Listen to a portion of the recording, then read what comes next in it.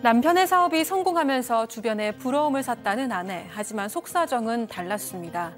틈만 나면 찾아와서 돈을 요구하는 시가 식구들 때문이었는데요. 아파트도 주고 현금도 주고 아낌없이 모든 걸 퍼줬지만 되돌아온 건 결국 배신이었다고 합니다. 대체 이들 가족에게 무슨 일이 있었던 걸까요? 자, 오늘도 시댁과 시가와 관련된 제보입니다. 네, 제보자는 60대 여성이고요. 그 3살 위인 남편이랑 결혼한 지 33년 차입니다. 그 남편은 위로는 큰형이 한 명 있고 아래로는 13살 어린 여동생, 늦둥이 여동생이 있습니다. 그런데 제보자가 이제 결혼할 당시에 시아버지가 혼자 계셨고요. 여기에 더해서 미혼인 아주버님 그리고 당시 중학생이던 시누이까지 이렇게 시가 식구들을 싹 다 모셔야 했기 때문에 친정에서 굉장히 반대했다는 겁니다. 그런데 그 당시에 남편이 몇 날 며칠을 무릎까지 꿇으면서 결국 승낙을 받아냈고 결혼한 뒤에 친정아버지가 보증까지 서주면서 이제 남편이 사업을 하기 시작했는데 다행히도 그 공장이 굉장히 잘 돼서요. 직원을 10명 가까이 두면서 굉장히 사업이 커졌습니다. 그래서 그 당시에 이 제보자는 집안 살림하면서 당시 중학생이던 시누이도 다 뒷바라지하면서 여기에 더해서 점심때 되면 공장 직원들 밥도 해가면서 굉장히 바쁜 나날을 보냈다고 합니다. 아유, 이거 몸이 3개라도 부족했겠네요. 예, 그나마 그 와중에 아주머님이 혼전 임신하는 바람에 일찍 또 결혼을 급하게 해서 나갔답니다. 그러니까 좀 다행일 것 같이 보이는데 사실은 그렇지가 않았다는 거예요. 아버님이 몸이 편치 않으신 것뿐만 아니라 아주버님도 건강이 좋지가 않아서 사실 공장 자체도 그냥 그러니까 자신의 남편이 다 그냥 같이 운영을 하다시피 했었는데 공장에서 일을 하면서도 너무 힘들다 하면서 나중에 나가서도 또 월급은 또 줘야 될 거 아니겠습니까? 예. 아기 분유값도 없다 이러면서 몸이 아파서 공장에는 못 간다 그러니까 월급 들어주고 생활비도 또 추가로 주기도 하고요. 이렇게 덜 보다 보니까 심지어 아주버님 속옷까지 사서 건네준 적도 있다라는 아이고야. 거예요. 집을 제보자 부부가 결혼할 때 집도 제보자 부부가 있는데 33평 109제곱미터짜리 아파트도 그때부터 사주기도 했답니다. 아니, 아파트를 동생이 형한테 사줬다고요? 이야. 자, 시아주버니는 일단 그렇게 해치웠습니다. 박 변호사님. 네. 시누이가 고3이 됐습니다. 자, 고3이 된 시누이, 이것도 문제인데요. 대학에 가고 싶다고 밤낮 좀 사정을 했고 결국은 등록금이라든지 대학 입학부터 해가지고 월세방 생활비까지 다 됐다라고 합니다. 근데 이 철없던 이 시누이가 대학생 된 이후에 카드를 몰래 썼던 것 같습니다. 카드 돌려막기 하다가 빚을 지게 되고 그 빚도 다 갚아줬다고 합니다. 이 아내인 이 제보자 입장에서는 가족이니까 당연히 해야 된다라고 생각했고 나중에 결혼할 때 혼주 역할도 거의 했다고 합니다. 이야. 20년 전이긴 하지만 혼주 값으로 혼수 값으로 한 3천만 원 정도 해줬다고 하고요. 또 이 시누의 남편도 제보자 공장에서 일했다고 하고 산후조리도 나중에 도맡아서 도와줬다고 합니다. 야, 시가의 모든 형제들을 다 이 제보자분이 사실상 도맡아서 지금 한 건데, 자, 이번에는 시아버지. 네, 그 시아버지가 15년쯤 전에 뇌경색으로 쓰러지게 됩니다. 그래서 몸 반쪽이 이제 마비가 왔는데 그래서 이제 아내는 시아버지를 모시고선 온갖 양방병원, 한방병원을 다 다니고요. 그러면서 치료에 힘을 쓰게 됩니다. 한 2년 정도를 아내는 낮에는 간병인 쓰고 밤 되면 시아버지 병수발을 들고 퇴근하면은 바로 아버님 병간호에만 전념하고 이런 생활을 했습니다. 그런데 이렇게 지극정성을 다했지만 결국 끝내 2년 만에 돌아가시게 됐는데요. 이런 와중에 그 아주버님이고 시누이고 단 1원 한 푼도 돈을 보태지 않았다는 겁니다. 이런 와중에 이제 돌아가시고 난 이후에도 이 아주버님은 내가 집이 좀 너무 어렵다, 좀 도와달라라고 얘기를 하면서 그 부의금마저 싹 다 가져갔다고 합니다.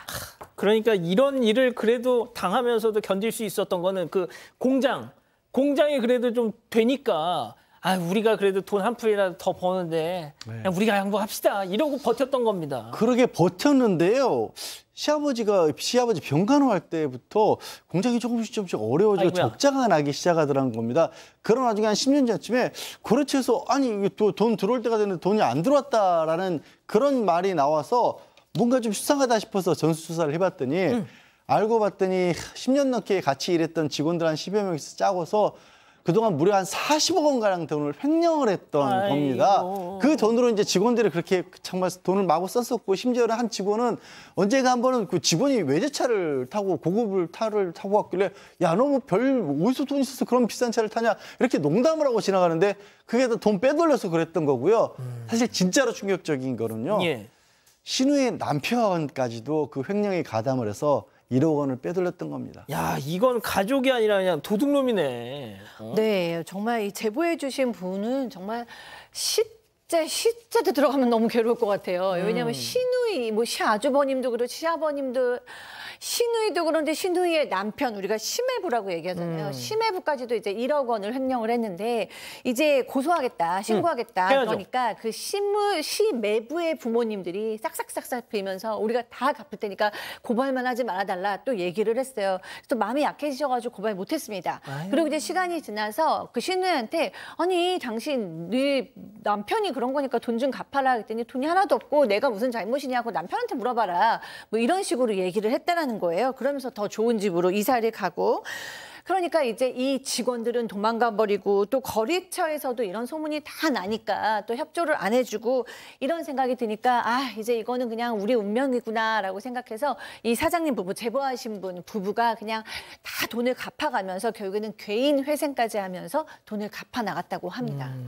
자, 이렇게 매일같이 힘들다 도와달라 막 전화기에 불나도록 연락해오던 시가 식구들 현재는 뚝 사라졌다고 하는데 사라지기 전에 연락이 한 번씩은 왔다고 합니다. 일단은 아주버니가 연락 와서 돈 좀 빌려줄 수 있느냐라고 얘기를 하고 있었고 지금 얘기한 것처럼 이 제보자 계속적으로 빚을 갖고 있는 그런 상황이기 때문에 돈을 빌려줄 수 없다라고 하니까 욕설 비싸게 한 것 같아요. 피도 눈물도 없는 XX 니들 잘 먹고 잘 살아라라고 하면서 또 그 당시 동생 남편을 또 폭행을 해서 경찰까지 왔던 적이 있다고 합니다. 아이고. 시누이도 마찬가지로 이 며칠 뒤에 전화 와서 큰오빠 좀 많이 힘들다고 하는데 좀 도와주자라고 얘기하니까 지금 뭐 횡령 때문에 지금 회사 개인회생 아니 본인 개인회생 상황이거든요. 그 얘기를 좀 설명하니까 시누이가 위로의 말 없이 그 이후로는 연락을 한 번도 안 했다고 합니다. 자, 이 제보자 사연자께서 제보를 결심한 이유가 있는데요. 최근 암 판정을 받은 뒤에 수술까지 뭐 다행히 수술 경과는 좋다고 해서 문제는 없다고 하는데 병상에 누워 있으니까 지금까지 살아온 내가 이 시가 식구들 뒷바라지하느라고 막 했던 이게 너무나 그냥 부글부글 하시더라는 거죠. 자, 오늘의 궁금증 짚어봅니다. 자, 아낌없이 줬지만 돌아온 건 배신 배반입니다. 이 모든 게 내 잘못인가요? 라고 하셨는데 무슨 잘못이에요, 박 변호사님. 그렇죠. 사실 횡령을 지금 한 40억 정도 횡령을 한 거잖아요. 저는 이걸 좀 신고를 해야 된다 생각이 듭니다. 뭐 친족 간의 상도례 같은 게 같이 사는 동거 가족이나 이런 것들이 적용이 되는 거고 따로 살고 있으면 뭐 적용될 여지가 없어 보이기도 하거든요. 그래서 그런 것들 좀 확인해서 필요하다면 법적인 처벌 또 민사소송 같은 것도 좀 해야 될 필요가 있다고 생각이 듭니다. 자, 양 변호사님도 뭐 짧게요.